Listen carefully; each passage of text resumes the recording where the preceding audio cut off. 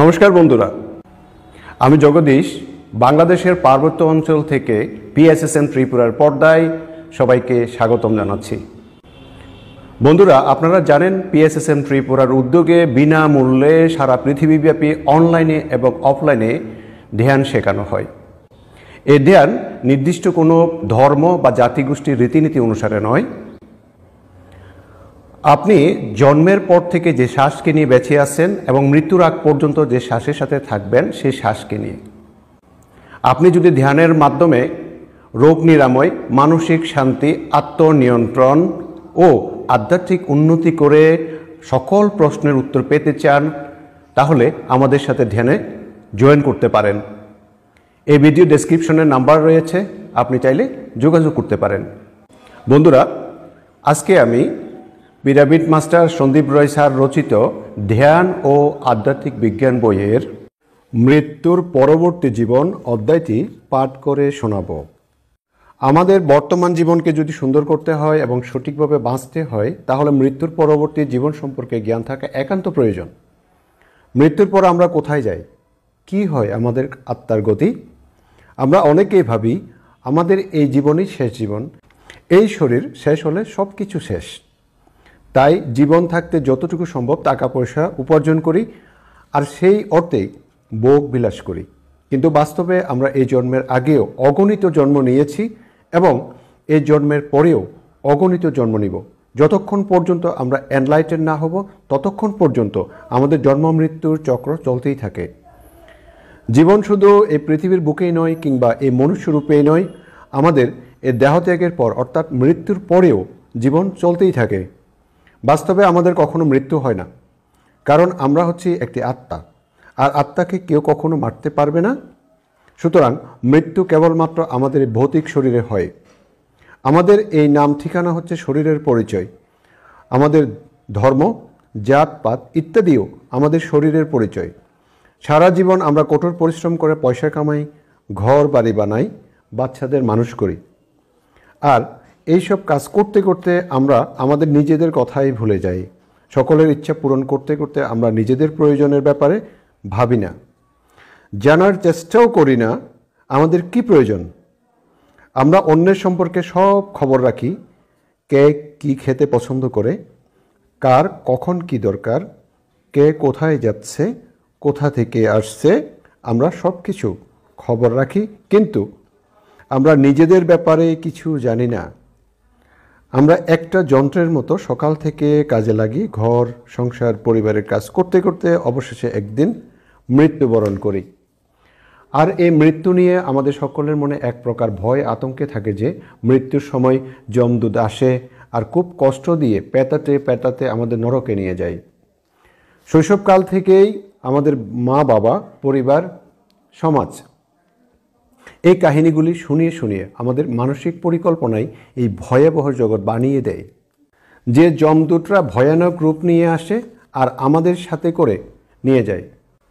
সেখানে নিয়ে তারা আমাদের গরম তেলের কড়াইতে ছেড়ে দেয়, নৃশংসভাবে আমাদের কষ্ট দেয়, যন্ত্রণা দেয় এবং সেখানে আমাদের চরম শাস্তি ভোগ করতে হয়। তাই আমরা মৃত্যুকে খুব কঠিন ভাবি। এজন্য হয়তো 100 বছরের বৃদ্ধও চাই সে আরও কিছু জীবিত থাকুক। মৃত্যু হলে না জানি তার সাথে কি ঘটবে। এখানে সবাই তাকে সেবা করছে, কেউ স্নান করিয়ে দেয়, কেউ পা টিপে দেয়, কেউ খাবারের ব্যবস্থা করে দেয়, কিন্তু সেই লোকে জানি আমার সঙ্গে কি ঘটবে। এমন ভয় মনের মধ্যে কাজ করে। এই পৃথিবীতে যারা জন্ম নিয়েছে তাদের একদিন মরতেই হবে, এটাই চিরসত্য। বড় বড় যোদ্ধা, রাজা, মহারাজা, মুনি ঋষি সবাই এসেছে আর চলে গেছে। আমরা যখন মাঝে মধ্যে শ্মশান ঘাটে যাই এবং লাশগুলিকে পুড়তে দেখি, ভাবি একদিন আমাকেও এভাবে পুড়তে হবে। আমরা মনে মনে চিন্তা করি এবং অন্যদেরকেও বলি একদিন আমরা সবাই মরব, এখানে আসব, তাই খারাপ কর্ম না করে সৎ পথে চলা দরকার। আমরা সব কিছুই জানি, কিন্তু যেই মাত্র শ্মশান থেকে বের হয়ে এসে পড়ি আমরা সব কিছু ভুলে যাই। আমরা আবার এই জগতের মোহমায়ার জালে চলতে থাকি। লোভ, লালসা, হিংসা, টাকা, সম্পত্তি, আমার, তোমার ইত্যাদির মধ্যেই আটকে থাকি। আমরা এই সত্যকে রোজ দেখি, কিন্তু তারপরও আমাদের মধ্যে পরিবর্তন আসে না। আমরা যেমন ছিলাম তেমনই রয়ে যাই। মৃত্যু যে অনিবার্য সত্য সেটা দেখেও আমরা মানতে রাজি হই না। আমরা মৃত্যুকে গ্রহণ করতে পারি না। আমাদের মোহমায়া আসক্তি কমে না। ভাবি যখন মৃত্যু আসবে তখন দেখা যাবে। যতক্ষণ পর্যন্ত আমরা জীবিত থাকি আমাদের ব্যাংক ব্যালেন্সকে বাড়াতেই থাকি। আমরা নাতিপুতির জন্য সম্পত্তি পাহাড় বানাতেই থাকি। আমরা আমাদের শেষ বয়সেও পয়সা অর্জনের জন্য কাজকর্ম চালু রাখতে চাই। পরিবার নিয়ে ব্যস্ত থাকতে থাকতে আমরা আমাদের নিজের কথাও ভুলে যাই। আমরা যদি সঠিক দৃষ্টিভঙ্গিতে দেখি, মৃত্যু হচ্ছে একটা আনন্দের উৎসব। মৃত্যু হচ্ছে একটা আনন্দের মুহূর্ত। কারণ আমরা যখন বৃদ্ধ হই, আমাদের শরীরের যখন নানা রোগের বাসা করে, হাত পা কোমর সব কিছুতে ব্যথা শুরু হয়, একা চলাফেরা করতে অসমর্থ হই, এই জর্জরিত অবস্থায় কোনো ব্যক্তির মৃত্যু হলে ওই ব্যক্তির আত্মার জন্য তখন সেটা খুশির মুহূর্ত। কারণ সে নতুন শরীর পাবে। ঠিক যেমন শিশুদের দুর্গাপূজা বা ঈদ আসলে নতুন জামা কাপড় পাবে বলে তারা আনন্দিত হয়, উল্লাসিত হয়। আত্মার এই আনন্দের মুহূর্তে আমাদের পরিবারের সদস্যরা যদি কান্নাকাটি করে, 2-4 দিনের আবেগভরা নাটক করে, তাহলে আত্মারাও আবেগগ্রস্ত হয়ে পড়ে। আত্মারা চিন্তিত হয়ে পড়ে। তাদের পরিবারের সদস্যরা দুঃখী আছে, কান্নাকাটি করছে। সেই মৃত ব্যক্তির আত্মা ভাবে, আমার দায় দায়িত্ব এখনও শেষ হয়নি, ছেলে মেয়েদের সাহায্যের জন্য আমাকে এখানেই থাকতে হবে। আত্মা দেহত্যাগের পরেও মোহগ্রস্ত হয়ে পড়ে। সে সমস্ত দেবদূত বা স্বর্গদূত যারাই তাকে নিতে আসে, সেই মৃত ব্যক্তির আত্মা তাদের সঙ্গে যেতে অস্বীকার করে এবং পরিবারের সঙ্গেই বাড়িঘরে থাকতে শুরু করে। যদিও আমরা সেই আত্মাকে দেখতে পাই না, কিন্তু আত্মা আমাদের সকলকে স্বাভাবিকভাবে দেখতে ও শুনতে পায়। এই অবস্থায় দেবদূত বা অ্যাঞ্জেলসরা বারবার এই পৃথিবীতে আসতে থাকে এবং সেই আত্মাকে বারবার বোঝানোর চেষ্টা করে, তোমার মৃত্যু হয়েছে, এখন তুমি আত্মা, তোমার এখানে আর কোনো কাজ নেই। তোমার পরবর্তী যাত্রার জন্য সকল মোহ মায়া ত্যাগ করে আমাদের সঙ্গে চলে আসো। আর মৃত্যুর পর 12 দিন পর্যন্ত দেবদূতেরা বারবার আসতে থাকে সেই আত্মাকে বোঝানোর জন্য। যদি সেই আত্মা না বুঝে এবং যেতে রাজি না হয়, তাহলে 12 দিন পর সে আর তার আত্মলোকে যেতে পারে না। সেখানে যাওয়ার দুয়ার অনন্তকালের জন্য বন্ধ হয়ে যায় এবং আত্মা এখানে ভূত প্রেত হয়ে বিচরণ করতে থাকে। সৌভাগ্যবশত কোনো মহাপুরুষ বা মাস্টারের সান্নিধ্যে আসলে সে আত্মার মুক্তি লাভ হতে পারে। তাই আপনাদের আপনজনের মৃত্যু হলে ভুলেও কখনো কান্নাকাটি করবেন না। খুশি ও আনন্দের সাথে উল্লাস করে সে আত্মাকে বিদায় জানাবেন। যেহেতু আপনি ধ্যান জগতে এসেছেন, আপনার আত্মজ্ঞান হয়েছে, তাই আপনার কর্তব্য আপনার পরিবারের কারোর মৃত্যু হলে শোকগ্রস্ত না হয়ে সেই মৃত ব্যক্তির আত্মার মুক্তির উদ্দেশ্যে বলা উচিত, বাবা মা তুমি আর দেরি না করে এই লোক থেকে শীঘ্রই বিদায় নাও, পরবর্তী যাত্রার উদ্দেশ্যে রওনা হন। আমাদের নিয়ে চিন্তা করতে হবে না, আমরা বেশ ভালো আছি, ভালো থাকব। অন্যথায় আপনার 2 দিনের কান্নাকাটি আপনার আপনজনের মুক্তির পথে বাধা হয়ে দাঁড়াবে। কোনো পুরোহিত, পণ্ডিত, শ্রাদ্ধ অনুষ্ঠান সে আত্মাকে মুক্তি দিতে পারবে না যতক্ষণ না পর্যন্ত সেই স্বইচ্ছায় যাওয়ার জন্য প্রস্তুত না হবে। তার জন্য মৃত্যুর আগে থেকেই আমাদের এই সকল বিষয়ের জ্ঞান থাকা দরকার। তবে যে সমস্ত আত্মা তাদের অজ্ঞতার জন্য এখানে ভূত প্রেত হয়ে আটকে পড়েছে, তারা যদি ধ্যান করে তাহলে তাদের মধ্যে বিশ্বশক্তি প্রবেশ করার কিছুক্ষণের মধ্যেই তার আত্মা মুক্তি পেয়ে যায়। সুতরাং সর্বপ্রথম আমাদের শরীরের ঊর্ধ্বে উঠে চিন্তা করতে হবে, আত্মাকে জানতে হবে। আমরা শরীরে যত্ন নেই, শারীরিক ক্ষুধা নিবারণের জন্য খাবার খাই, অসুস্থ হলে ডাক্তার দেখাই, ওষুধ খাই, এতটুকুর মধ্যেই সীমাবদ্ধ থাকি। আমরা ভুলেই যাই এই সুন্দর শরীরটাকেও আমাদের একদিন ছাড়তে হবে। আত্মা আমাদের নজরে আসে না, তাই আমরা আত্মার গুরুত্বকে বুঝতে পারি না। আমরা আমাদের এই 2টি ভৌতিক চোখ দিয়ে কেবলমাত্র আমাদের এই ভৌতিক শরীরকে দেখতে পাই। তাই আমরা শারীরিক সুখ, আরাম, আয়েশে, আমোদে, প্রমোদে, খাওয়া দাওয়া, ঘুম, সেক্স ইত্যাদির মধ্যে ব্যস্ত থাকি। ভুলে যাই আত্মার জন্য ভোজন রয়েছে, আহার রয়েছে। আত্মাকে খাবার দেওয়ার কথা আমাদের মনে আসে না, কখনো এ ব্যাপারে আমরা চিন্তাও করি না। যখন কোনো ব্যক্তির মৃত্যু হয় বা দেহ ত্যাগ করে, তখন সেই ব্যক্তির জন্মের শেষ প্রক্রিয়া শুরু হয়ে যায়। আত্মা দেহ থেকে বের হয়ে যায়, 12 ফুট উঁচুতে ঘোরাফেরা করতে থাকে। আত্মা বারবার তার দেহের মধ্যে প্রবেশ করার চেষ্টা করে, কিন্তু প্রবেশ করতে পারে না। কারণ মৃত্যু হলে আমাদের আত্মা ও ভৌতিক শরীরের মধ্যে সংযোগকারী যে তন্তু ছিল, যাকে আমরা সিলভার কর্ড বলি, সেটা বিচ্ছিন্ন হয়ে যায়। সিলভার কর্ড হচ্ছে রাতে যখন আমরা ঘুমাই, তখন আমাদের আত্মা ভৌতিক শরীর থেকে বের হয়ে বিভিন্ন জায়গায় ঘোরাফেরা করে, যাকে আমরা স্বপ্ন বলি। অথবা ধ্যানের মধ্যেও সচেতন অবস্থায় যখন আমরা অ্যাস্ট্রাল ট্রাভেল করি, তখনও আত্মা আমাদের শরীর থেকে বাইরে বের হয়ে বিভিন্ন জায়গায় ঘোরাফেরা করে।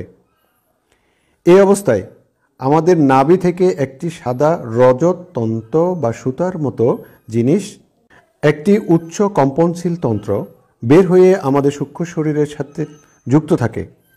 আমরা সূক্ষ্ম শরীরের যাত্রায় যত দূরেই যাই না কেন, এই সিলভার কর্ড এর মাধ্যমে আমরা আমাদের ভৌতিক শরীরের সাথে যুক্ত থাকি। এই সিলভার কর্ডের কাজ হচ্ছে আমাদের সূক্ষ্ম শরীরকে ভৌতিক শরীরের সাথে যুক্ত রাখা। সূক্ষ্ম শরীর এবং ভৌতিক শরীরের মধ্যে বার্তা আদান প্রদানের কাজ করা। যখন আমাদের ভৌতিক শরীর ও সূক্ষ্ম শরীরকে সংযোগকারী এই সিলভার কর্ড ছিন্ন হয়ে যায়, তখন আমাদের মৃত বলে ঘোষণা করা হয়। তখন সে আত্মা শত চেষ্টা করেও আর তার দেহে প্রবেশ করতে পারবে না। উপর থেকে দেখতে থাকে তার পরিবারের লোকজন, সদস্যরা কান্নাকাটি করছে। সে আত্মাও বিশ্বাস করতে পারে না যে তার মৃত্যু হয়েছে। সে বারবার সবাইকে বলার চেষ্টা করে, আমি ঠিক আছি, আমার কিছু হয়নি, কিন্তু সেই আত্মাকে কেউ দেখতে পায় না, কেউ শুনতে পায় না। মৃত ব্যক্তির আত্মা যদি আধ্যাত্মিক জ্ঞান সম্পন্ন উচ্চ চেতনার হয়, তাহলে সেই ব্যক্তির আত্মা মৃত্যুর পর মুহূর্তের জন্য সময় নষ্ট করে না। সে তার পরবর্তী যাত্রার উদ্দেশ্যে সাথে সাথে উপরের লোকে চলে যায়। অপরদিকে মোহগ্রস্ত আত্মারা বিশ্বাসই করতে চায় না যে তার মৃত্যু হয়েছে। সে তার শবদেহের সাথে সাথে শ্মশান ঘাটেও যায় এবং দেখে তার পরিবারের লোকজন তার শরীরকে পুড়িয়ে দিচ্ছে। তারপর সেই আত্মা 12 দিন পর্যন্ত এই লোকে থাকে, পরিবারের সাথে থাকে। যদি অফিসে যাওয়ার অভ্যাস থাকে তাহলে প্রতিদিন অফিসে যায়, যদি দোকানে যাওয়ার অভ্যাস থাকে তাহলে দোকানে যায়, স্কুলে বাচ্চাদের নিয়ে যাওয়ার অভ্যাস থাকলে স্কুলে যায়।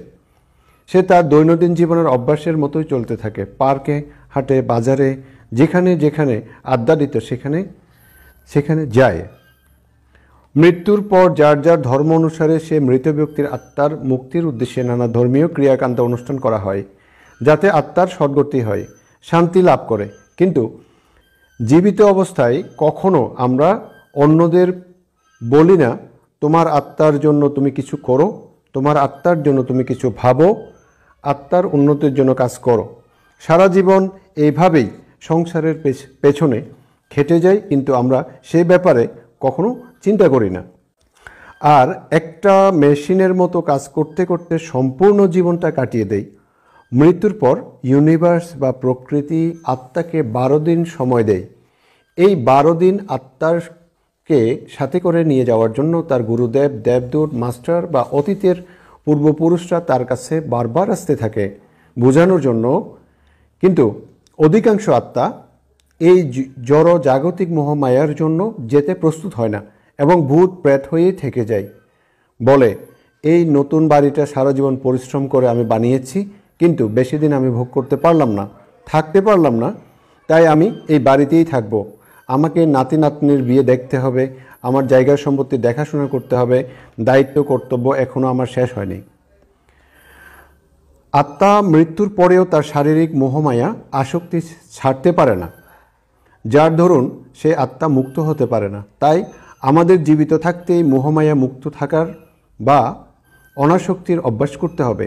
তার জন্য আমাদের সংসার ছেড়ে যেতে হবে না। সংসারে থেকেই সব কিছুর সাথে যুক্ত থেকেও নির্লিপ্ত অবস্থায় থাকব, যেমন তা ভগবান শ্রীকৃষ্ণ করেছেন।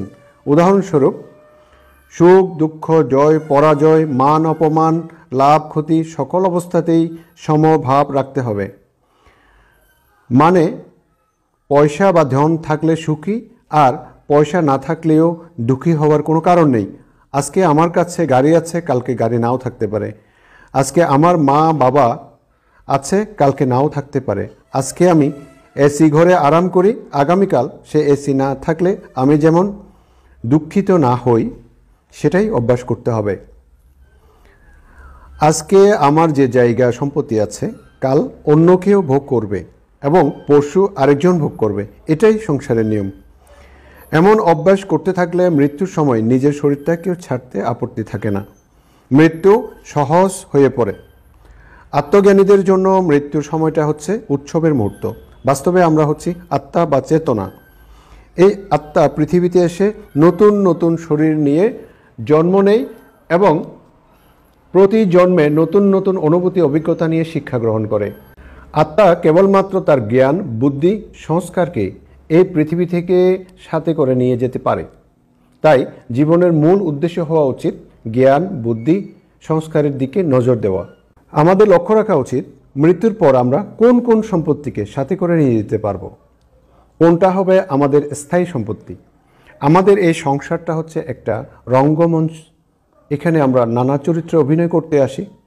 সুতরাং আমাদের এই সংসারে মোহমায়া আসক্তি থেকে মুক্ত থাকতে এবং আত্মজ্ঞান লাভ করার জন্য আমাদের ধ্যান করতে হবে। ধ্যান হচ্ছে আমাদের আত্মার আহার। ধ্যান থেকে আমরা জ্ঞান পাই। তাই হাতে সময় থাকতে প্রতিদিন যথাসম্ভব সময় ধ্যান করবেন, তাহলে এই রহস্যময় দুনিয়া ও সত্যকে জানতে পারবেন। মৃত্যুর সময় যাদের চেতনা মূলাধার, স্বাধিষ্ঠান বা মণিপুর চক্রে থাকে, তাদের আত্মা মূত্রধার কিংবা মলধার, যাকে আমরা পায়ুপথ বলে থাকি, এসব দিয়ে বের হয়ে যায়। সেই সমস্ত ব্যক্তিরা দেখবেন মৃত্যুর সময় প্রস্রাব কিংবা পায়খানা করে মারা যায়। যে সমস্ত ব্যক্তির চেতনা অনাহত কিংবা বিশুদ্ধ চক্রে থাকে, তারা মৃত্যুর সময় মুখ খুলে মারা যায়। তাদের চেতনা শক্তি মুখ দিয়ে বের হয়ে যায়। যে সমস্ত ব্যক্তির চেতনা আজ্ঞা চক্রে থাকে, তাদের চেতনা চোখ দিয়ে কিংবা কান দিয়ে বের হয়ে যায়। তারা অনেক সময় চোখ খোলা অবস্থায় মারা যায়। এবং যে সমস্ত ব্যক্তির চেতনা সহস্রার চক্রে রয়েছে, তাদের মৃত্যুর সময় সুগন্ধি পুষ্পের গন্ধ বের হয়। তাদের চেতনা মাথার উপরের তালু ফুটো করে বের হয়, অর্থাৎ ব্রহ্মরন্ধ্র দিয়ে নির্গত হয়। সেই সমস্ত উচ্চ চেতনার আত্মা মুক্তি লাভ করে সত্যলোকে স্থান পায়। আপনি কি চান আপনার চেতনা মলদ্বার দিয়ে নির্গত হোক? না হলে আপনি সচেতন হয়ে জীবনযাপন শুরু করুন, জ্ঞান অর্জন করুন, ধ্যান করুন ও অন্যদের ধ্যান শেখান। তাহলে আপনার এর জন্মটাকেই শেষ জন্ম বানাতে পারবেন।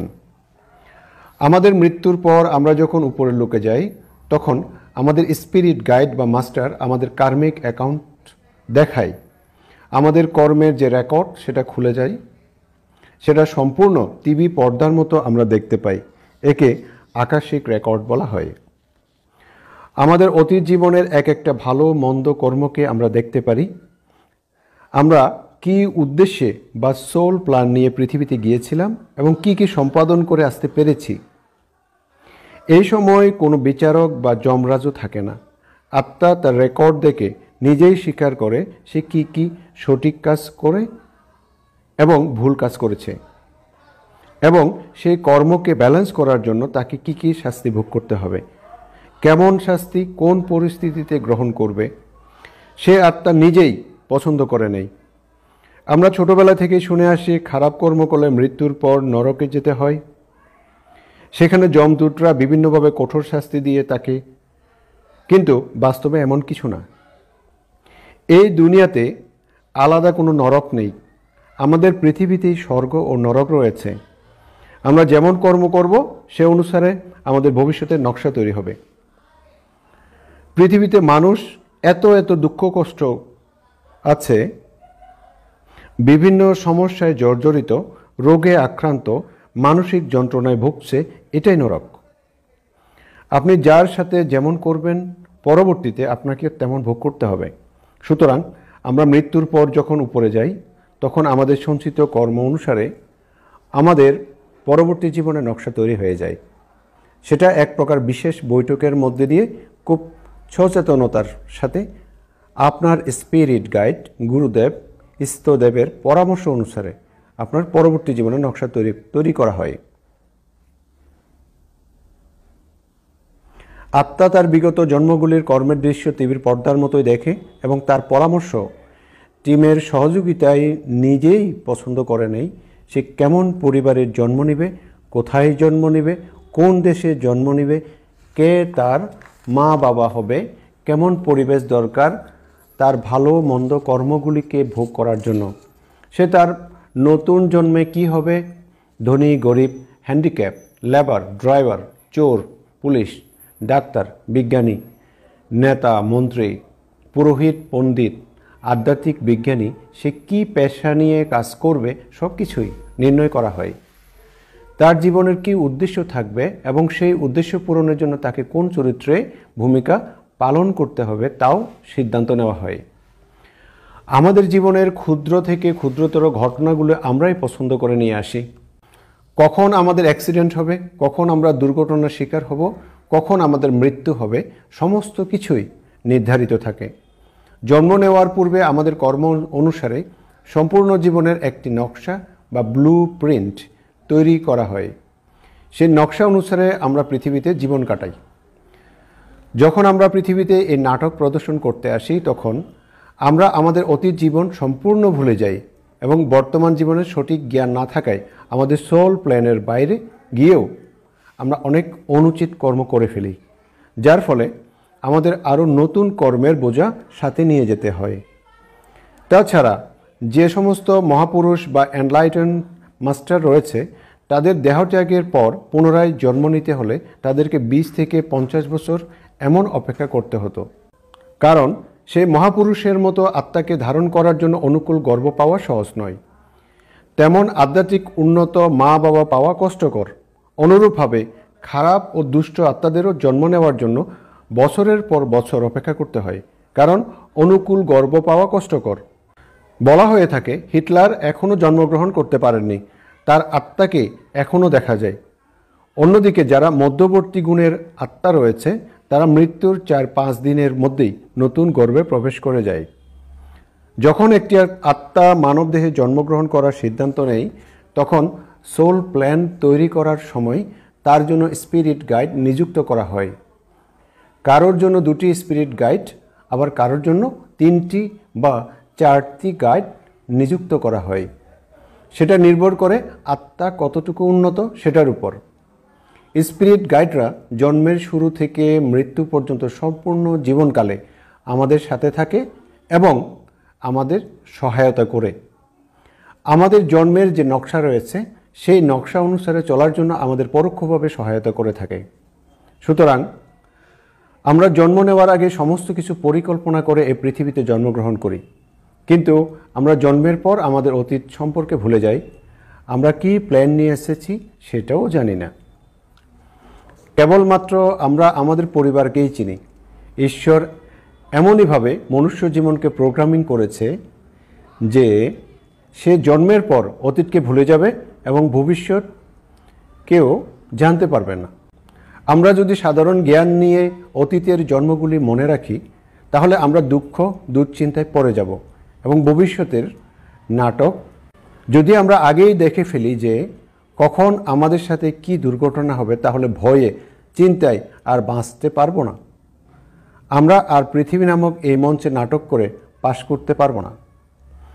আমরা আমাদের অতীতের জন্ম জন্মান্তরের স্মৃতিগুলো যদি সাথে করে নিয়ে আসি এবং সেগুলি আমাদের মনে থাকলে আমরা সম্পূর্ণ পাগল হয়ে যাব। আমরা স্বাভাবিকভাবে বসবাস করতে পারবো না। আমরা প্রত্যেক জন্মে অনেক কিছু শিখেছি এবং শিখতে শিখতে এখানে এসেছি। এখন আমরা অন্তর্মুখী যাত্রা শুরু করেছি। ধ্যানের মাধ্যমে আমরা আমাদেরকে জানার চেষ্টা করছি, আর এই ধ্যানের যাত্রা হচ্ছে আমাদের অন্তিম যাত্রা। ধ্যানই হচ্ছে মুক্তির পথ। ধ্যানের মাধ্যমে আমরা এই জন্ম মৃত্যুর চক্র থেকে বাইরে বের হতে পারি এবং ঈশ্বরের জগতে প্রবেশ করতে পারি। সুতরাং ধ্যানই হচ্ছে মুক্তির শেষ পদক্ষেপ। এখন এটা আপনার উপর নির্ভর করে আপনি আরও 4-5টি জন্ম নেবেন নাকি সময়ের অপচয় না করে ধ্যানের মাধ্যমে এই জন্মটাই শেষ জন্ম বানাবেন। আমাদের প্রকৃতি বা সৃষ্টি পঞ্চতত্ত্ব দিয়ে তৈরি হয়েছে: ভূমি, জল, বায়ু, অগ্নি, আকাশ। অনুরূপভাবে আমাদের শরীরও এই পঞ্চতত্ত্ব দিয়ে তৈরি হয়েছে। আমাদের ভেতরেই বিশ্ব ব্রহ্মাণ্ড রয়েছে, সম্পূর্ণ সৃষ্টি, গ্রহ নক্ষত্র, গ্যালাক্সি সব কিছুই আমাদের ভেতরে রয়েছে। ঈশ্বরও আমাদের ভেতরে রয়েছে, কিন্তু যে জানে সে ভেতরে গিয়েই খোঁজ করবে। আমরা ভেতরে প্রবেশ করলে জানতে পারবো আমরা কে, কি আমাদের পরিচয়। আর ভেতরে প্রবেশ করার মাধ্যম হচ্ছে ধ্যান। শরীর ছাড়ার সময় এই ধ্যানই আমাদের একমাত্র সাহায্য করে। ধ্যানই হচ্ছে আমাদের জীবনের আয় বা পুঁজি। ব্যাংক ব্যালেন্স, অর্থ সম্পত্তি আমরা সাথে করে নিয়ে যেতে পারবো না, কিন্তু ধ্যানের মাধ্যমে আমরা কতটুকু জ্ঞান অর্জন করেছি, কতটুকু আত্মার উন্নতি করেছি, সেগুলি আমরা সঙ্গে করে নিয়ে যেতে পারবো। এটা আমাদের স্থায়ী সম্পত্তি, বাকি কিছুই আমাদের সঙ্গে দেবে না। আর যখন আমরা উপরের লোকে যাব এবং আমাদের স্পিরিট গাইড আমাদের কার্মিক অ্যাকাউন্ট খুলবে, তখন কি হবে? তখন সবাই জানবে আমরা ধ্যান করেছি, আধ্যাত্মিক জ্ঞান অর্জন করেছি, অন্যদের ধ্যান শিখিয়েছি, ধ্যানের প্রচার করেছি, জ্ঞানের প্রচার করেছি। তখন সবাই আমাদের প্রশংসা করবে, বাহবা জানাবে, তালি বাজাবে, এবং আমাদের পূর্বপুরুষরাও যারা সেখানে উপস্থিত থাকবে তারাও গর্বিত অনুভব করবে। আত্মা পৃথিবী থেকে জীবন কাটিয়ে উপরে যাওয়ার পর মহা উৎসব হয়। আমরা যাদের কথা মনে করে এখানে কান্নাকাটি করি, তারা ওই লোকে আনন্দ উৎসব করে। তাই এটা আমাদের বোঝা দরকার, মৃত্যু বলতে কোনো জিনিস নেই। আত্মা কখনো মরে না, কেবলমাত্র শরীররূপী বস্ত্রের পরিবর্তন হয়। তাই মৃত্যুকে নিয়ে একদম ভয় পাবেন না। জীবনে জ্ঞান অর্জন করতে শিখুন, জ্ঞানের প্রচার করুন, ধ্যান করুন এবং অন্যদের ধ্যান শেখান। এটাই আপনাদের প্রকৃত ব্যাংক ব্যালেন্স। আর যতদিন আপনি ধ্যানের পথে আসবেন না, ধ্যান করবেন না, ততক্ষণ আপনাকে বারবার জন্ম নিতেই হবে। আর এই পৃথিবীর বুকে জন্ম নেওয়া, যুদ্ধ করে জীবিত থাকা অনেক কষ্টকর। তাই যারা এনলাইটেন মাস্টার তারা কেউই পুনরায় পৃথিবীর বুকে জন্ম নিতে চায় না। মৃত্যুর পরবর্তী জীবন সম্পর্কে বর্ণনা করতে গিয়ে ব্রহ্মর্ষি পত্রীজি বলেছেন, আমাদের সবসময় মনে রাখা উচিত মৃত্যু বলতে কিছু নেই। আমরা কখনোই মরি না। সামান্য মানুষ মৃত্যুর পর তার শবদেহের সামনে দাঁড়িয়ে থাকে। নিজের আত্মীয় স্বজন যারা তার মৃত্যুর শোকে কান্নাকাটি করছে তাদের সঙ্গে কথা বলার চেষ্টা করে, তোমরা কেন কান্না করছো, আমি তো জীবিত আছি। সে তার স্বামী, স্ত্রী, সন্তানের সাথে কথা বলার চেষ্টা করে এবং বলে, আমি সম্পূর্ণ ঠিক আছি। মৃত্যুর পরবর্তী জীবন নিয়ে অনেক সিনেমাও তৈরি হয়। যারা সেগুলি দেখেছে তাদের এই জীবন সম্পর্কে অনেকটা ধারণা থাকবে। যদি সে কোনো ক্যান্সার বা জটিল রোগে মারা যায়, তখনও সে বলে, আমি সম্পূর্ণ সুস্থ আছি, আমাকে নিয়ে চিন্তা করতে হবে না, আমি এখন খুব আনন্দিত আছি। কিন্তু তার কথা কেউ শুনতে পায় না। তার স্ত্রী সন্তানরা কান্নাকাটি করতে থাকে। যখন কেউ দেহত্যাগ করে, তখন সে সকল প্রকার বন্ধন থেকে মুক্ত হয়ে যায়। শরীর থেকে বাইরে বের হয়ে আসার পর আত্মা বুঝতে পারে না সবাই কেন কান্না করছে। শরীর থেকে বাইরে আসার পর আত্মা বন্ধনমুক্ত হয়ে যায়। আত্মা সব কিছুই দেখতে পারে যা চর্মচক্ষু দিয়েও দেখা যায় না। সে সবাইকে বলার চেষ্টা করে, আমি সম্পূর্ণ ঠিক আছি, তোমরা অযথা শোক করো না। আত্মা সবাইকে দেখতে ও শুনতে পায়, কিন্তু তাকে কেউ দেখতে বা শুনতে পায় না। সে আত্মা চিন্তায় পড়ে যায়। তার মতো আরও অসংখ্য আত্মা মর্তলোকে আটকে রয়েছে। যে সমস্ত আত্মা তাদের মৃত্যুকে স্বীকার করতে পারেনি এবং তার পরিবার যখন মৃতদেহকে দহন করে, তখন সে আশ্চর্যের সাথে দেখতে থাকে, আমি তো এখানে দাঁড়িয়ে আছি, কিন্তু তারা আমার দেহকে পুড়িয়ে দিয়েছে। তার জন্য সেটা একটা প্রশ্ন চিহ্ন হয়ে দাঁড়ায়। আত্মা তো আনন্দ স্থিতিতে থাকে, সে সব কিছু দেখতে পারে, কিন্তু যার আত্মজ্ঞান নেই সে উন্নত লোকে যেতে পারে না। মৃত্যুর পরেও সে মোহমায়ার কারণে তার ঘর পরিবার এর সাথে যুক্ত থাকে। এই কারণে জীবিত থাকা অবস্থায় মৃত্যুর পরবর্তী জীবনের জ্ঞান সকল ব্যক্তির জন্য একান্ত প্রয়োজন। মৃত্যুর পরবর্তী জীবন নিয়ে অনেক পুস্তক রয়েছে, যেমন life after death by Deepak Chopra, 3 lives by Lobsang Rampa, journey of soul by Michael Newton, etcetera. যাদের আত্মজ্ঞান নেই তারা মৃত্যুর পর সেখানেই রয়ে যায়। যদি কোনো ব্যক্তি খুব পরিশ্রম করে তার দালান বাড়ি নির্মাণ করে, তাহলে মৃত্যুর পর আসক্তির কারণে সেই আত্মা এই বাড়িতেই থাকতে শুরু করে এবং যারা এখানে থাকতে আসে তাদের উত্ত্যক্ত করে। এই জন্য আমাদের মৃত্যুর পূর্বে মৃত্যুর পরবর্তী জীবন সম্পর্কে জানতে হবে। যদি আমরা জীবিত থাকা অবস্থায় মৃত্যুর পরবর্তী জীবন সম্পর্কে জানি, তাহলে মৃত্যুর পর এক মুহূর্ত মৃতদেহের পাশে থাকব না, সময়ের অপচয় করব না। যারা এখানে সময়ের সদ্ব্যবহার করে তারা মৃত্যুর পর 1 মিনিট সময়ও অপচয় করে না। মৃত্যুর পর দুজন মাস্টার আত্মাকে নেওয়ার জন্য আসে। আত্মজ্ঞানীরা ওনাদের সাথে সূক্ষ্মলোকে চলে যায়। সামান্য আত্মজ্ঞানও যাদের আছে তারা দেবদূত বা মাস্টারদের সঙ্গে উপরে লোকে চলে যায়। আমাদের 7টি লোক হচ্ছে ভূলোক বা প্রীতিলোক, ভুবলোক, স্বর্গলোক, মহলোক, জনলোক, তপলোক, সত্যলোক বা ব্রহ্মলোক। ভূলোক ছাড়লে আত্মা ভূবরলোকে যায়। ভূবরলোক ভূলোকের নিকট অবস্থিত এবং দেখতে প্রায় ভূলোকের মতোই সদৃশ। প্রথম ভূবরলোক, সেখানে বেশি মানুষজন নেই, সেখানে কোনো দুঃখ কষ্ট নেই, কিছু সময়ের জন্য আত্মা সেখানে বিশ্রাম নেয়। ভূবরলোক আমাদের ভূলোকের মতোই, এটি আত্মাদের বিশ্রাম করার জায়গা। কেননা আত্মা পৃথিবীতে অনেক দুঃখ কষ্ট সহ্য করে, অনেক পরিশ্রম করে আসে। সেখানে এসে আত্মা সম্পূর্ণ আরাম করতে পারে, কেউ তাকে বিরক্ত করে না। সেখানে আত্মা কিছু সময় বিশ্রাম করে। আত্মা তার ইচ্ছা অনুসারে কিছু বছর কিংবা 1 যুগ তার ইচ্ছা অনুসারে বিশ্রাম করতে পারে। স্বর্গলোককে স্বর্গলোকও বলা হয়।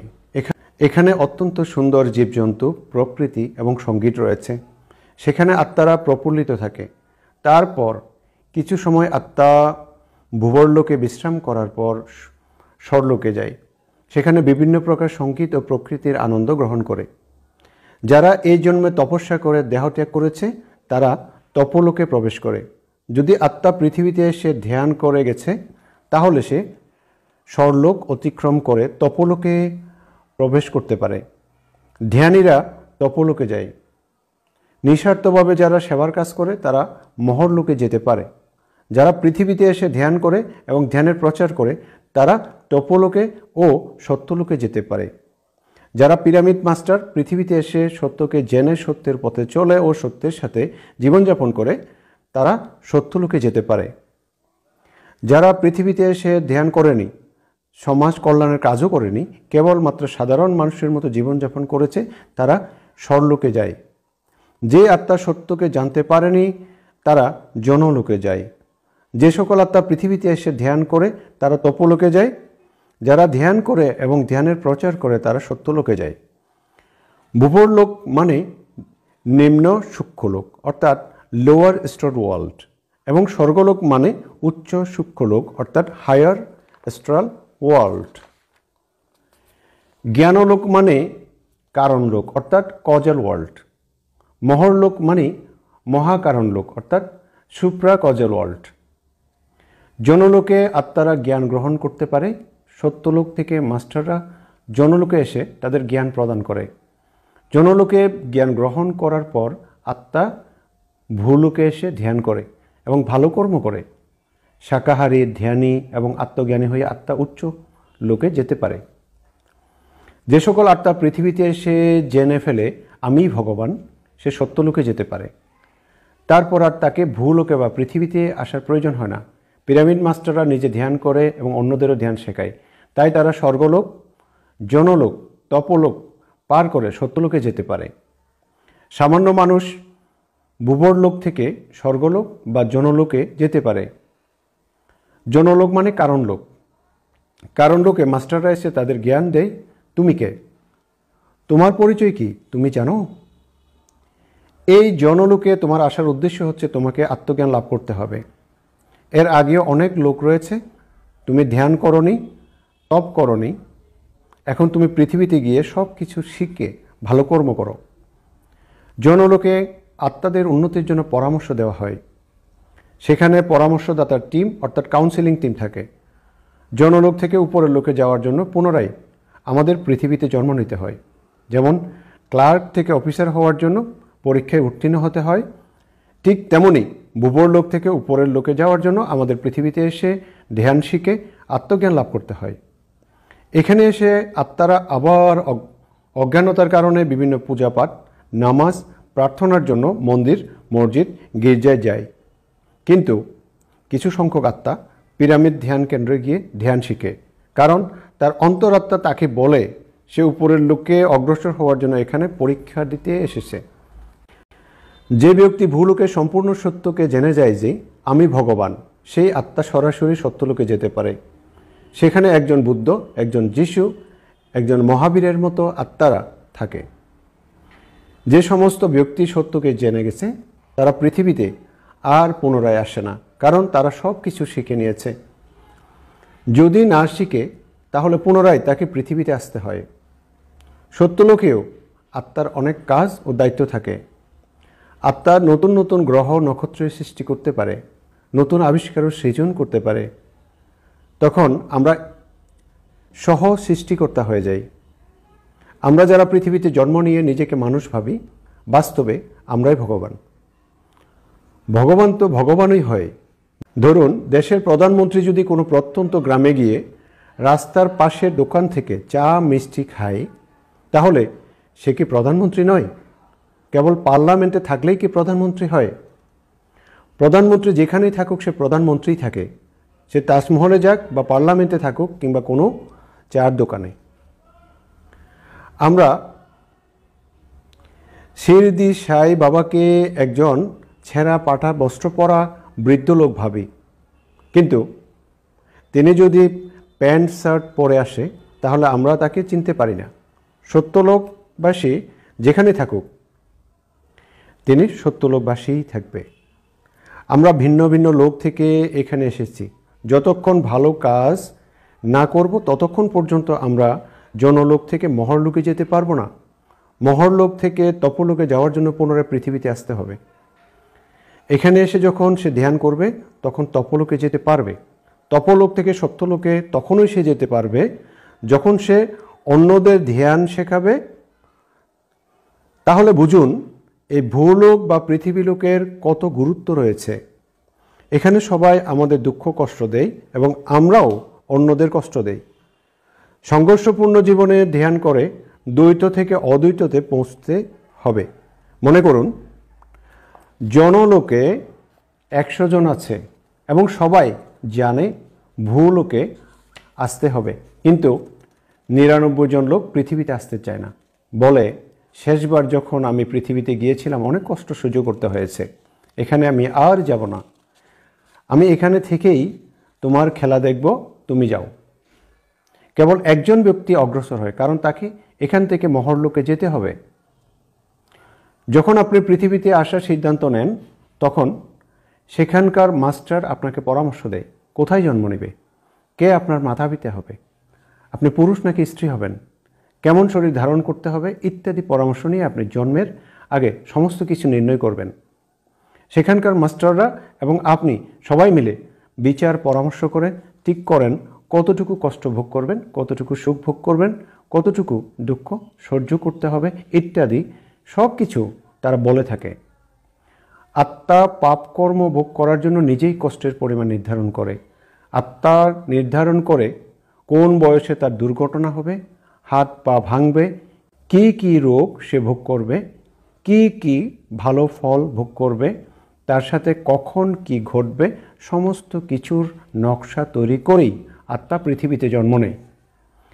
আত্মা তার জীবন নিজেই পরিকল্পনা করে সৃষ্টি করে থাকে। পরামর্শদাতা টিমের সাথে বৈঠক করে আমরা জীবনের নকশা তৈরি করি। এই পরামর্শদাতা টিমের মধ্যে 13 জন মাস্টার থাকে। তারা আমাদের একটি ঘরে নিয়ে পরামর্শ দিয়ে থাকে সঠিক নির্ণয় নেওয়ার জন্য। তারপর আত্মা একটি মায়ের গর্ভে প্রবেশ করে, ওই মার মধ্যে চেতনা প্রবেশ করে। এইভাবে আমরা মানবদেহে জন্ম মৃত্যু নিতে থাকি। আমরা আনুমানিক 400 বার জন্ম নিয়ে থাকি। এই 400 জন্মের মধ্যে আমাদেরকে সত্যলোকবাসী হতে হবে। আমাদেরকে একজন যিশু হতে হবে, একজন মহাবীর হতে হবে, একজন বুদ্ধ হতে হবে। সকল ব্যক্তিরা স্বর্গলোকে যায় এবং স্বর্গলোক থেকে জ্ঞানলোকে যায়। কিছু আত্মা স্বর্গলোক থেকে তপলোকে যায়, কিন্তু একজন পুণ্যাত্মা সত্যলোকে যায়। তখন সে অন্য একটি আত্মাকে জন্ম দিতে পারে। সত্যলোকে পুণ্যাত্মা তার অংশ আত্মাকে জনলোকে পাঠায়। সেখান থেকে এই আত্মার জন্ম পরম্পরা শুরু হয়। এটি হচ্ছে একটি আত্মার যাত্রা বা কাহিনী। এই কাহিনী সবাইকে জানাতে হবে। আত্মহত্যা হচ্ছে কাপুরুষ মূর্খের কাজ। প্রত্যেক আত্মা তার জন্মের আগেই বর্তমান জন্মের নকশা তৈরি করে আসে। আপনার বর্তমান দুঃখ, দুর্দশা ও পরিস্থিতিগুলি আপনি নিজেই বেছে নিয়ে এসেছেন। সেই অবস্থাগুলির সম্মুখীন হয়ে তার থেকে শিক্ষা গ্রহণ করে আপনার আত্মার উন্নতি করার জন্য এবং কর্মের লেনদেন শেষ করার জন্য। জীবনে আসা সকল সমস্যাগুলি আপনার দুর্ভাগ্য নয়, সেগুলি আপনার শত্রু নয়, তারা আপনার বাস্তবিক মিত্র। সেই প্রতিকূল পরিস্থিতিগুলির সাথে সাহসের সঙ্গে মুখোমুখি হয়ে শিক্ষা গ্রহণ করে সেই অধ্যায়টা পূর্ণ করুন। মাস্টার সন্দীপ রায়। আজকে এতটুকুই। বন্ধুরা, পিরামিড মাস্টার সন্দীপ রায় স্যারের রচিত ধ্যান ও আধ্যাত্মিক বিজ্ঞান বইয়ের অধ্যায়গুলো আমি পর্যায়ক্রমে এভাবে পাঠ করে আপনাদেরকে শোনাব। তাতে আপনার অন্তর্মুখী বিকাশের যাত্রার পথে আশা করি অনেক সহায়ক হবে। তাই কষ্ট করে যেহেতু আপনাদের জন্য ভিডিওটি বানাচ্ছি, নিশ্চয়ই একটা লাইক আশা করতে পারি এবং মানব কল্যাণে ভিডিওটি বহুল প্রচারের জন্য আশা করি শেয়ার করে দিবেন। আর আপনি নতুন হলে অবশ্যই সাবস্ক্রাইব করতে ভুলবেন না। নমস্কার।